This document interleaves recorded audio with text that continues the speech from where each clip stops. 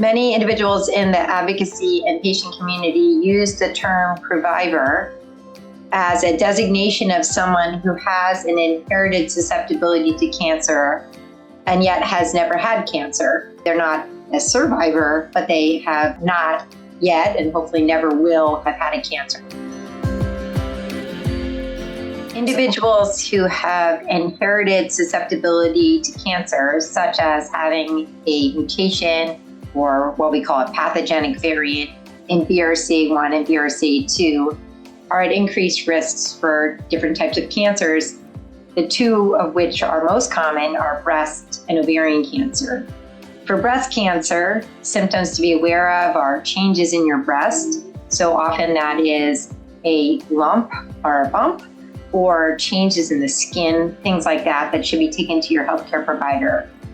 Ovarian cancer presents in a different way.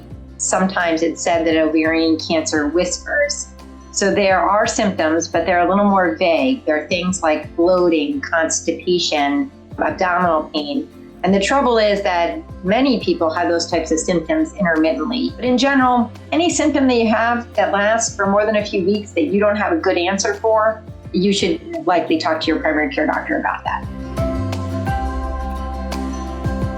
When you're considering genetic testing, it's important to understand that this information can significantly reduce the chances that you'll be diagnosed with a late-stage cancer.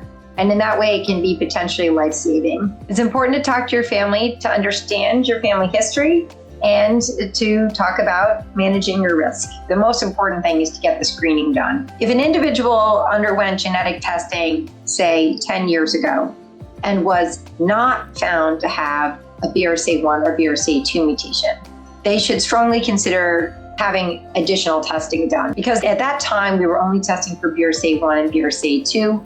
There are a number of other genes apart from BRCA1 and BRCA2 for people who were not found to have a genetic mutation, despite a strong family history, who were tested sort of 10 or so years ago.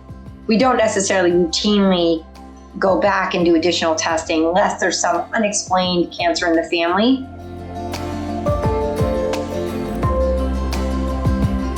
Health insurance policies in general do cover the cost of these screening, but the word cover is always an interesting word, because these are the only things that are quote unquote free in screening is what's specifically listed in the Affordable Care Act. If you have a BRCA1 or 2 mutation, you do have to be aware of the details of your health insurance plan.